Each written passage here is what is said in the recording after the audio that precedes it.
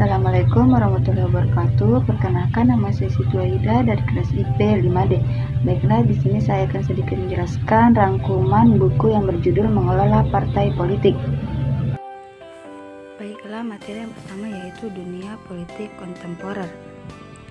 Di Indonesia sendiri, semenjak runtuhnya rezim Orde Baru, dunia politik telah bergeser. Yang awalnya tertutup, represif dan penuh rekayasa, sekarang telah menjadi politik yang penuh keterbukaan dan transparansi. Ketidakmampuan pemerintah Orde Baru untuk menyesuaikan diri dengan perubahan zaman membuat masyarakat berontak. Dalam negeri muncul gerakan-gerakan yang menuntut terjadinya pembaruan. Materi yang selanjutnya yaitu sejarah pemikiran pendirian partai politik. Partai politik adalah institusi yang dianggap penting dan sine qua non dalam sistem demokrasi modern.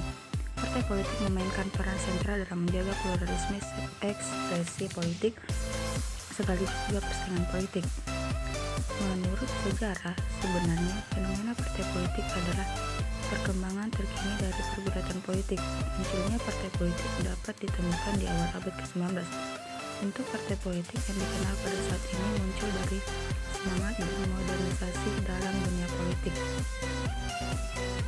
Yang selanjutnya yaitu ideologi partai politik.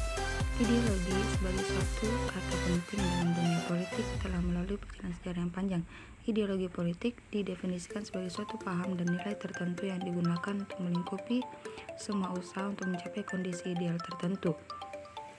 Ideologi politik adalah alat atau cara untuk mendapatkan kekuasaan atau menurut istilah mendapat suara atau getting votes. Yang selanjutnya yaitu positioning dalam persaingan politik.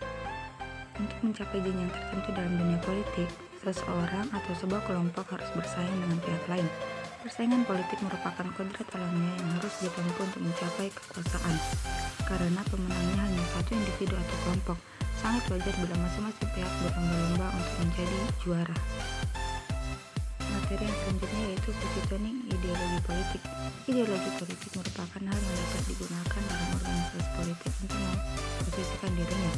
Yang pasti berpolitik adalah berideologi. Tidak berarti di situ berpolitik adalah manifestasi dan konkretisasi ideologi yang dimiliki. Materi selanjutnya yaitu strategi positioning politik. Strategi positioning politik merupakan hal penting yang harus dilakukan organisasi politik karena beberapa hal. Pertama, strategi positioning politik akan membantu pemilih dalam menentukan siapa yang akan dipilih. Kedua, positioning politik yang jelas akan membantu anggota partai politik itu sendiri dalam membentuk identitas mereka. Selanjutnya yaitu peran litbang partai politik. Litbang adalah unit atau divisi yang berperan dalam mengumpulkan, menganalisis, dan mendistribusikan informasi politik kepada semua jaringan organisasi partai politik yang terdapat di pusat maupun daerah. Tujuan utama divisi litbang adalah memberikan pasukan informasi yang dapat dijadikan sebagai bahan dan sumber untuk pengambilan keputusan politik. Yang selanjutnya yaitu komunikasi ideologi politik. Komunikasi ideologi politik bersifat permanen dan setiap saat harus dilakukan oleh partai politik. Dalam hal ini terlihat bahwa raison d'être dari partai politik adalah ideologi politik.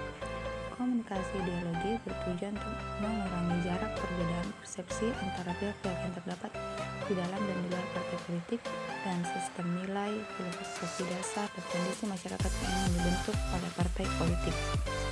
Materi yang terakhir yaitu persaingan positioning ideologi politik. Seperti telah disebutkan berulang-ulang, dunia politik tak ada bedanya dengan dunia bisnis dan bidang-bidang lainnya. Adalah persaingan. Berpolitik berarti bersaing. Demikian pula dengan positioning politik di hadapan masyarakat. Semua pihak berkehendak untuk menang dan mendapatkan dukungan serta pengikut terbesar dalam positioning ideologi.